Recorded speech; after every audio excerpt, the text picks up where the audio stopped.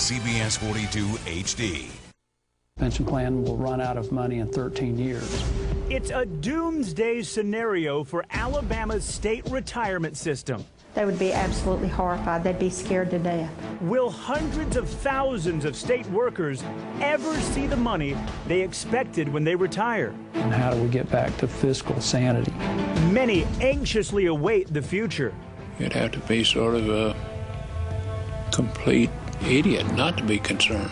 While the retirement system CEO says there's a problem, but there's no burning building or anything like that. State workers and teachers aren't taking any chances.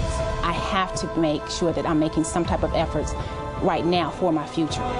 But what exactly were these hard-working employees promised? A retirement system that will be funded and will be there for them. Many of them are simply asking for honest answers about the retirement dreams they've waited their entire career to enjoy.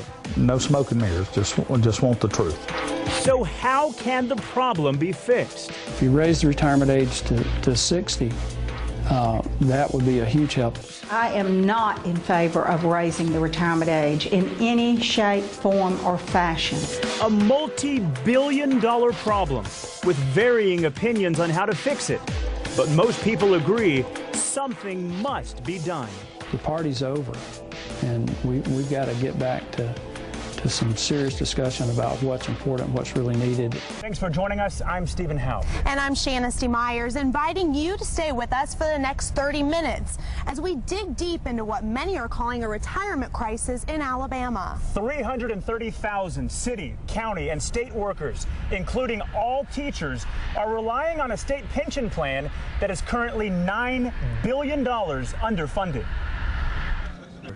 That estimates that Alabama's pension plan will run out of money in 13 years. That gives you some idea of the size and scope of the problem. Alabama Policy Institute President Gary Palmer is referring to a study recently published by Northwestern University's Department of Finance and the National Bureau of Economic Research. In it, the retirement systems of Alabama is expected to run dry in the year 2023. If the average teacher and the average support worker knew that the retirement system could run out of money in 13 years, they would be absolutely horrified. They'd be scared to death. With an unknown retirement future, a well-known local judge will hang up his gavel next month and enter his retirement years. Bessemer Judge Mac Parsons is relying on both the RSA and Social Security, realizing that neither may be there for him. Here's his story. I guess I have that to look forward to, or in the alternative, I have the old film footage from the Depression where people standing, in line to get a cup of soup. That cup of soup is symbolic to what Judge Mac Parsons fears could happen in the United States. After 16 years in the legislature and 12 more as a member of the RSA, he's concerned about the predicted financial woes that he's depending on.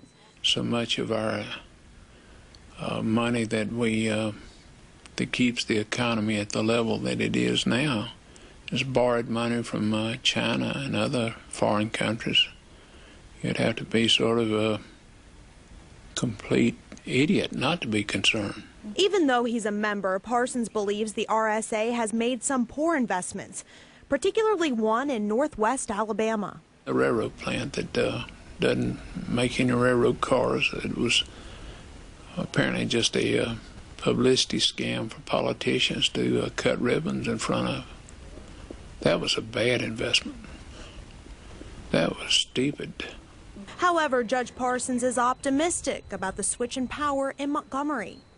Keeps promising that through bringing 5,000 new jobs to the state, that more money is going to start coming in through additional people paying taxes. And if given a chance to sit down with the RSA CEO, Dr. David Bronner, Parsons offers up this advice. My experience with Dr. Bronner is if you want him to hear anything you say, you got to start out by telling him how smart and successful he is. So it's difficult to tell somebody they're smart and successful and get their attention and then say, but you screwed up on this. So I don't know how I would approach him, and I can't imagine him coming to me or anybody else and asking my advice because I'm not as smart as he is.